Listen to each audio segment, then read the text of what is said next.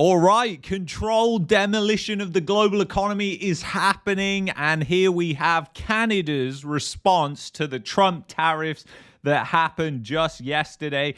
So Trump tariffs live says, and US says pain worth it as Canada and Mexico hit back. So this was what Trudeau's response was last night. Take a listen to this. I am announcing Canada will be responding to the US trade action with 25% tariffs against $155 billion worth of American goods. This will include immediate tariffs on $30 billion worth of goods as of Tuesday. So they're all coming, all of these tariffs on Tuesday. And, you know, people often forget that the US implementing these 25% tariffs with Canada and Mexico, you have to think about all the products that go through the United States and Canada. So this is a good example that Table Salt put on X, and it actually comes from the Bank of Canada here. And you can basically see how you've got the steel plant here, which is then taxed by the US government because it's in Canada. And then the parts factory sends out the parts to Canada to an assembly plant, which is then taxed by the Canadian government through the tariffs. And then it goes back to the US and is taxed again. So you can see there is huge knock-on consequences for this. Some people seem to think, and it's very misleading, that because the United States is paying these tariffs, at least they were, because now obviously Canada is putting in tariffs as well. Mexico's likely going to do the same. Funnily enough, China seems to be keeping their cool amidst all this. And to be honest, that is what I would do. I think it's really silly right now to jump the gun on tariffs, and I would really wait it out and see if they can actually meet the demands of whatever Trump wants. But he's been so vague about what the demands are, and he even said before it, there's nothing that Canada and Mexico can do to avert the tariffs. So it's very, very hard to actually know.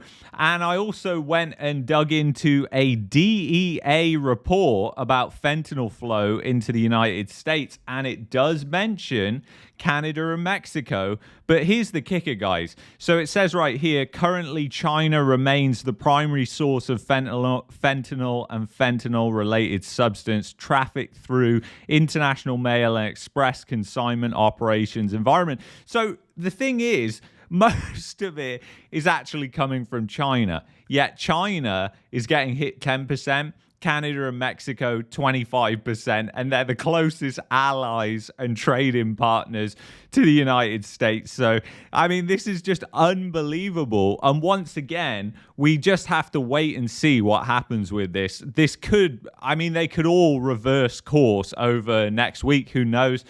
I'm expecting that when markets open tomorrow, there's probably going to be a lot of fear that's out there and uncertainty. So we'll have to continue to monitor that tomorrow. So let's see what the developments were today and last night.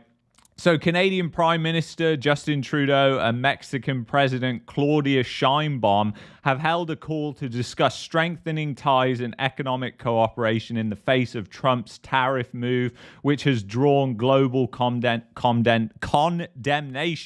And that's the thing. You're going to see more and more countries forging alliances with each other, and the US is just going to get weaker as a result of this. I mean, there's not a way in which the US gets stronger from this. And it's like all those facilities, for instance, where food is imported into the United States, maybe from Canada, a lot from Mexico. We know that, and then packed in the United States and then exported. Well, those facilities are going to move outside of the United States because they're under direct tariffs from the US government. Then there's going to be huge knock-on consequences. So it's hard to actually understand what the angle is here with Trump. I've been trying to understand what it's all about, but it just seems clear stupidity in my eyes, because as an economic policy, this is absolutely ridiculous and will plunge the global economy into a deep recession. So Singh says he will bring down government in March, but wants to pass Trump tariff relief first. So Singh has come out and said that he's going to prop up the Liberal government to support whatever stimulus package they come out with as a response to these tariffs. We haven't even got into the economic consequences, and the government is already talking about relief packages. I mean, it's baffling, isn't it? It really is baffling. And what's likely going to happen? I mean, depending on how fast and how direct this stimulus program is, whether it's things like mortgage relief or people that are being laid off. I mean, who knows? But all of this relief money, quote unquote, is going to be heading into the money supply. And if it's actively out there chasing goods and services, yeah, you're going to see inflation skyrocket and then say hello to the next inflationary cycle. And we really have to think these things through because they could be coming. So right now, inflation has come down, but it's not going to take much with the tariffs coming in that this is actually going to start heading upwards. And obviously, this reports with a lag, so we're not going to get these reports in until March, April time that inflation is rising. We've already seen that producer prices are up and they're rising. And if producer prices are up and they're rising, that means input costs are rising. And that puts pressure on Canadian businesses. Obviously, if inflation isn't going up and they're not pushing up those prices, they're not raising those prices, there's always a cost. And the cost has been jobs and layoffs. That's why we've seen the unemployment rate that's going up and up and up. So what you'll probably see with the tariffs, and this is if they go on for months, which I really hope they don't, is you'll probably see inflation that spikes upwards, but then it will quickly come down and turn into disinflation or even deflation as a result of it just there not being any extra money out there. And that's if that was the case, because the thing is, we all know the government's going to come in and they're going to step in with their stimulus program. And then what's that going to do? Inflation is just going to continue going. And because this is all supply chain related as well, and the supply chains can't suddenly just be reconfigured overnight. I mean, this is why this is so stupid, how it's been implemented so quickly, is because nothing can be rearranged to support this within months. It would take years. So the countries are just so interconnected. I mean, it is just so stupid. But anyways, hopefully this really doesn't last long because the economic consequences will be devastating, and they'll be the total opposite of what Trump promised, which was lower inflation and a weaker dollar. You'll have a stronger dollar, you'll have higher inflation, and you'll even have higher interest rates, because if governments are coming out with stimulus programs, you're going to get higher interest rates as well. So some of the other things that have happened today have been really interesting, and basically they've been discussing what's going on here with the tariffs. And then I was reading this. So Canada, Mexico, and China have vowed to respond to sweeping new tariffs to their exports to the US announced by President Donald Trump. Trump set a levy of 25% on Canadian and Mexican imports, as well as an additional 10% on Chinese goods, would come into force on Tuesday. Canadian energy faces a lower 10% tariff, but he's also said that if countries respond to it with more tariffs, then the tariffs are possibly going to go higher. I mean, this is exactly what a trade war looks like. Nobody wins. Nobody wins in this sort of scenario. I mean, you can play, oh, I'm a bigger economy. No, you're a bigger economy. I mean, it doesn't really matter. You're both going to get hit. The US is going to end up in a recession, and so will Canada. And I don't see how deficits are going to be shrunk in either country when you've got people who are just saying, let's pass that next stimulus package as soon as some sort of economic turbulence arises. So it'll be very interesting to see what happens. I'll be keeping an eye on markets tomorrow, FX markets, bond markets, gold prices. Those will be the markets that I'll be keeping an eye on tomorrow. Stock market, I mean, that's just an emotional market, and I would think that that's going to be a lot of fear tomorrow, but often that surprises as well. So the US president said the move was in response to his concerns about illegal immigration and drug trafficking, two of the main promises on which he was elected. And obviously, we've actually talked about this DEA report, which is actually from the United States, about where fentanyl is coming from. And then immigration, obviously a problem too. But what are the demands? And I think this is what the country's leadership in Canada should be doing, instead of trying to launch back with counter tariffs and just basically going into this trade war. And they really need to figure this out because, again, everybody's going to lose in this situation. It's not going to be good. And it won't be good for the global economy. It's not just going to affect Canada, the United States, and Mexico. That's what I mean. The US is such a big economy. The global economy is so interconnected that you can't just do tariffs and then it's just going to be for the United States, because so much goods and services flow through the United States. But all those goods that go to the United States, whether they're used to be input into devices that are then sold on, or it's wood that is imported into the United States to go into furniture products that are sold to the world, whatever it is, there's just so many different things, and vice versa. It works for Canada and Mexico the same way as well, especially Mexico, because they've really become a manufacturing powerhouse. So it's very interesting. Economists have warned the introductory of the import taxes by the US and the responses from other countries could lead to prices rising on a wide range of products, from cars, lumber, and steel to food and alcohol. Consumers in all countries could see an increase in the cost of living if businesses decide to pass on higher costs to customers, with US industry groups already raising the alarm. And they will, but it's a what point does that not work, and then do they have to start laying people off? And this is why it causes essentially disinflation, deflation, because the immediate response is to raise prices, which will probably happen.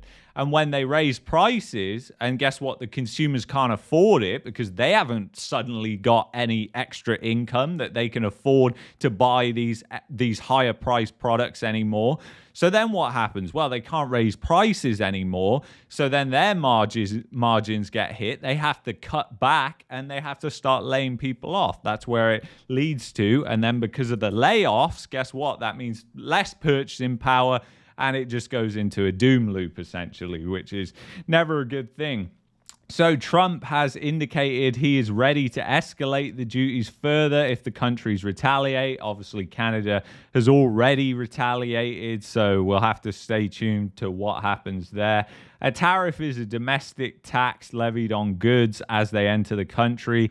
Proportional to the value of the import, they are a central part of Trump's economic vision. And this is what, as a bargaining tool, maybe it's a good thing, but as economic policy, it's been done in the past. It's just going to be a total train wreck, especially now. I mean, he often talks about McKinley, who was a president, I believe, in like the 1800s, but the economy is totally different to back in the 1800s and the 19th century. Like, things have changed drastically, and it's become so much more interconnected. So to just not acknowledge that and to just say we can flip back to that just like a switch is just it's stupidity. That's what it is at heart. But you've got all leaders that are stupid, because instead of taking a step back and saying, okay, let's be calm and calculated about this. The only country that is doing that, by the way, is China.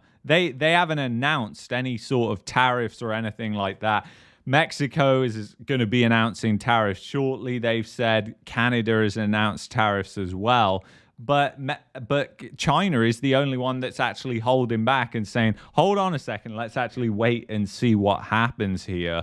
Or maybe take a more calculated approach, or maybe do nothing. I mean, this is part of the problem. Like, voters are just like, you have to do something. Just do something, even if it hurts us even more.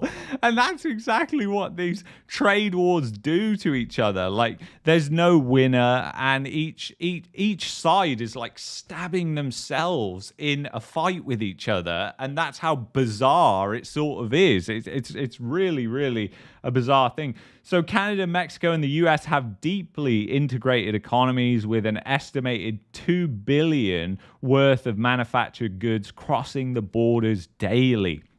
And it's really, really interesting and a good note there. So she instructed her economy minister to respond with tariff and non-tariff measures, which are expected to include retaliatory tariffs of 25% on US goods into Mexico. So this is talking about Mexico's response. Obviously, Canada has set out what they're going to do as well. Trudeau said that we don't want to be here, blah, blah, blah. We don't really care about that. And then China said it firmly opposes the tariffs, but has not yet announced any retaliatory measures. And this is the thing. The 10% tax on its imports to the US will be added over and above tariffs already imposed on China by Trump in his first term and President Joe Biden. Trade and tariff wars have no winners, said a spokesperson at China's Washington embassy. And that is so, so true and such a key message. And basically, you're going to see the United States unemployment rate go up, and you'll see the Canadian unemployment rate go up. And this is the problem, because then you've got the governments again going, well, we have to do something. We have to do some relief bill. So is it going to be $2,000 stimulus checks to everybody every month? Is it going to be mortgage relief and rent relief package? I mean, I don't even want to think about it. But the thing is, just when you hear these packages released, just realize that everything is going to go up in price, because there's always a cost to these things. And if it's coming from the government's deficit spending, there's going to be a large cost. And what will be really interesting is down the road is the Bank of Canada increasing interest rates whilst monetizing the deficit of the government. Because that could be coming. And it happened with the Bank of England when the gilt market blow up actually happened as well. So we'll have to continue to see what happens. But absolutely crazy what is going on right now in the world. Wide-reaching consequences. I want to thank you so much for being on this live stream. If you've enjoyed this live stream, check out this live stream here. And if you want to help support the channel and get the best VPN out there, go to expressvpn.com/marketmania. And I will see you in the next one. Take care, guys. Thanks a lot.